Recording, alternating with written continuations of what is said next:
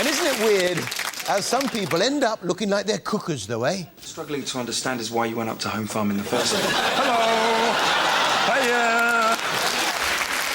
Yes, it's the jewel in the soap crown, Emmerdale. Hooray! It was the week of the big dingle party. Do you ever have that thing where you're halfway through saying something and then the ferret down your trousers wakes up?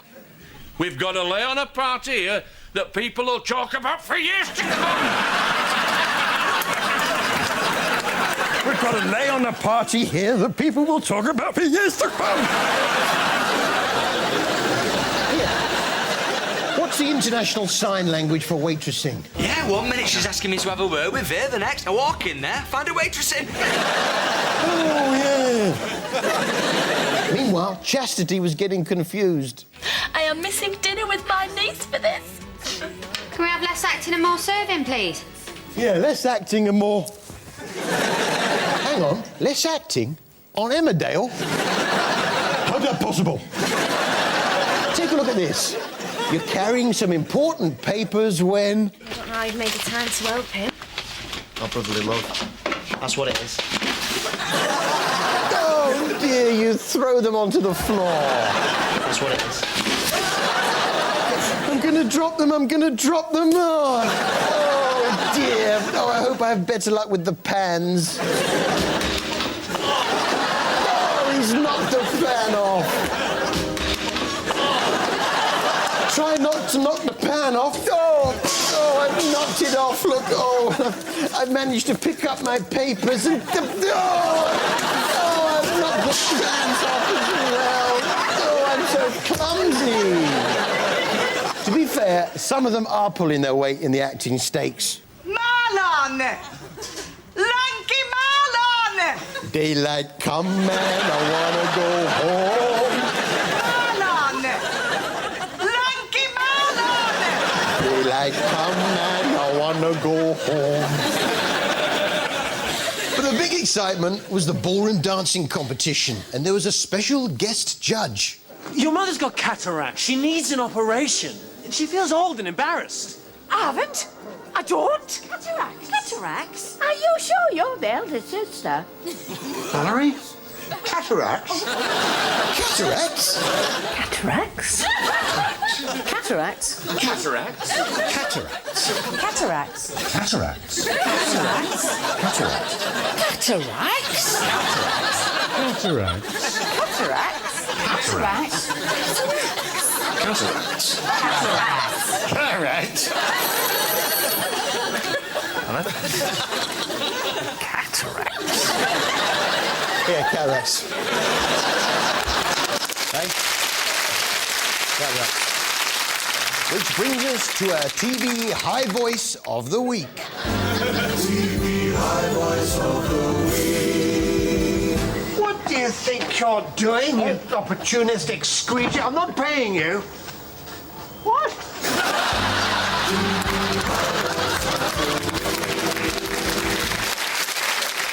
Channel 5 have got another sharp programme.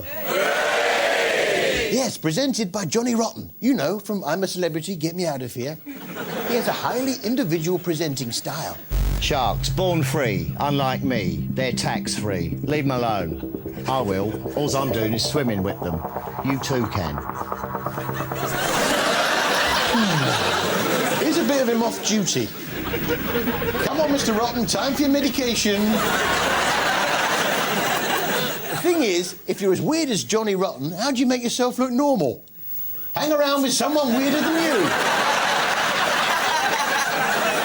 Here's something I learned from Johnny. Last year, 791 people were killed by defective toasters. Only 4 by sharks. Now, I don't see no great rush to exterminate 100 million toasters. Yeah, well, then we wouldn't be able to make any toast, would we? I mean, I like sharks, but the advantage of a toaster over a shark... Obviously, a toaster takes up a lot less room on your worktop. Yeah. But which is better, a toaster or a shark? There's only one way to find out.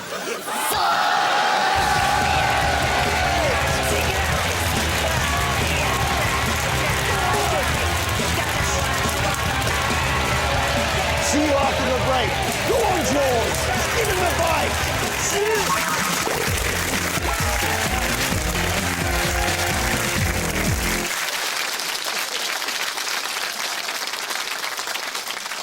You can tell them when you go back to Bristol, they say, what was it like, you know?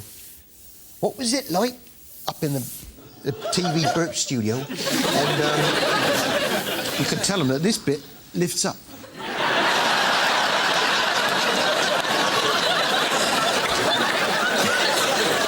They won't believe you, but we all know, don't we?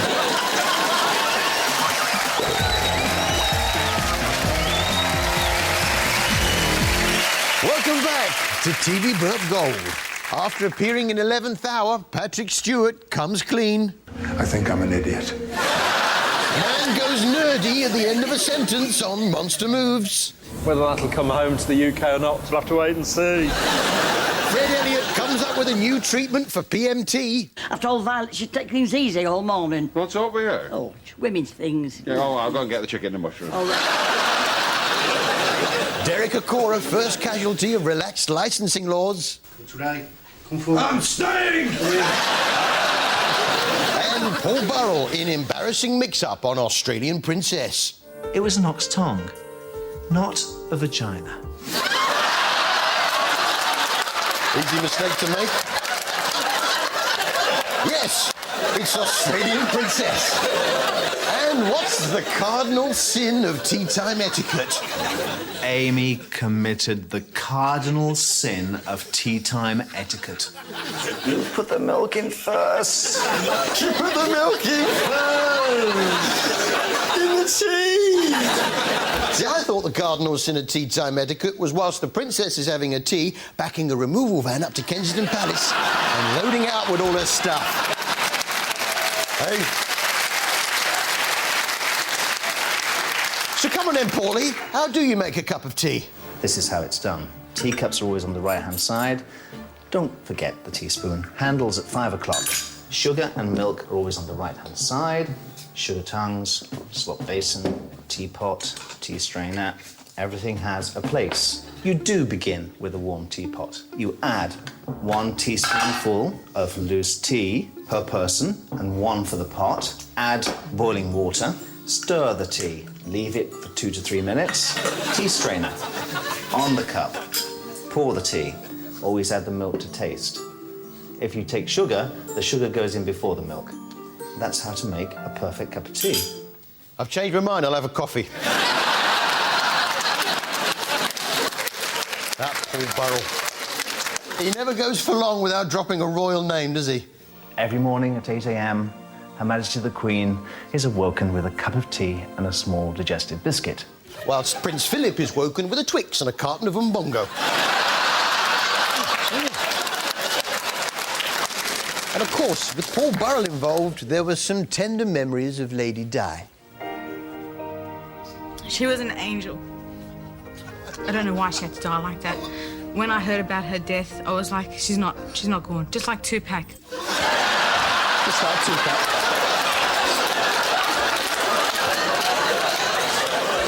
I sometimes wonder if she'd still be here if she hadn't hung out in the hood with Biggie Smalls. Even though he no longer works for her, you can tell he's still a bit wary of the Queen. Head of the Commonwealth, Defender of the Faith, the Queen. The Queen, God bless her. She's not here, is she? Jamie Oliver had some very sound advice for us this week from his kitchen. Straight in there. Be quite quick. Always dip away from you and plop away from you. I always try, but it's not always that easy to control. This week, Jamie was concentrating on the brassicas. For instance, this cauliflower here, look at the colour of that. Yeah, it's the wrong colour. It's purple. Cauliflowers are white.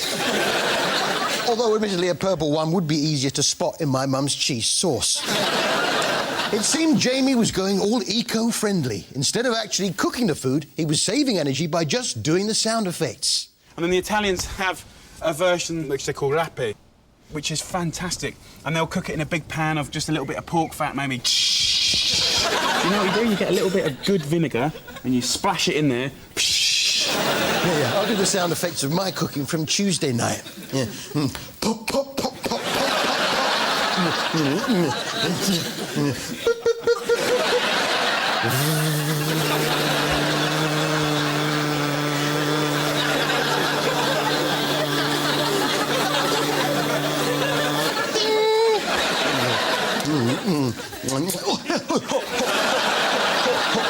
Cold. Earthquake. Those weren't the only sound effects Jamie was doing. It seemed to me he was practicing up to be a rapper, like on the records. Smoky bacon, chunks of apple and raisins and swigs of red wine vinegar and do that beautiful red cabbage dish. Yeah. We put together a little number for him that we call the Jamie Rap. Smoky bacon, chunks of apple and raisins and swigs of red wine vinegar and do that beautiful red cabbage dish. I want to cook it down. I want to cook it down. I want to cook it down. I want to cook it a little taste. Banging. Yeah, the Jamie Rap. If the young folks get behind it, it could sweep the funky house scene. Well, with the celery season upon us, Jamie was getting very excited by a particular part of the celery. It's actually this part here. That is what anyone that knows and understands cooking gets excited about. That bit here. Yeah. See, I get very excited about that bit. The real hero of this dish is the cabbages in the garden. So I want to go and pick some of those beautiful spring cabbages and then I'll come back and finish this whole dish off. OK, Jamie. Yeah. Just wait for him to come back.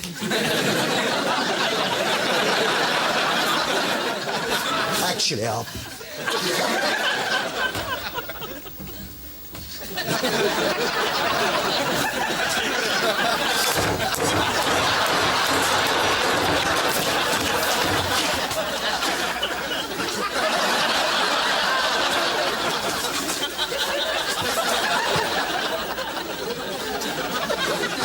Right, some lovely cabbages. So what I'm going to do is just trim this all up. And this spring cabbage here, just cut the stalk off. Like that. Meanwhile, Club Reps is back.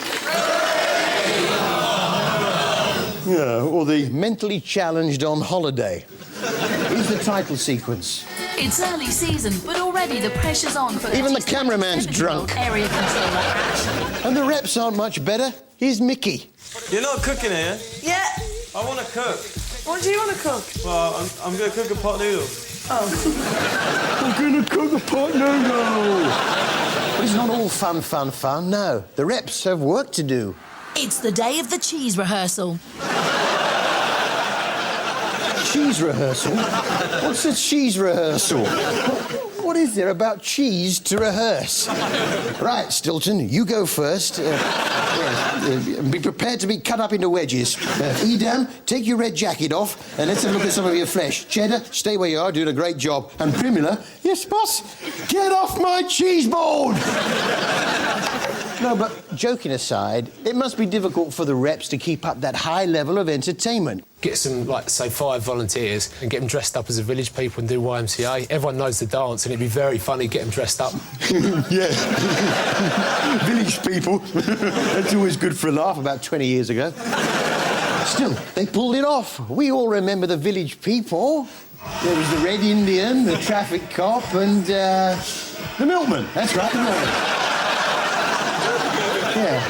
As for the punters, one of the charmers we're introduced to in this series is Baxter. I've never been on an 18 to 30 ever in my life. I'm having the time of my life.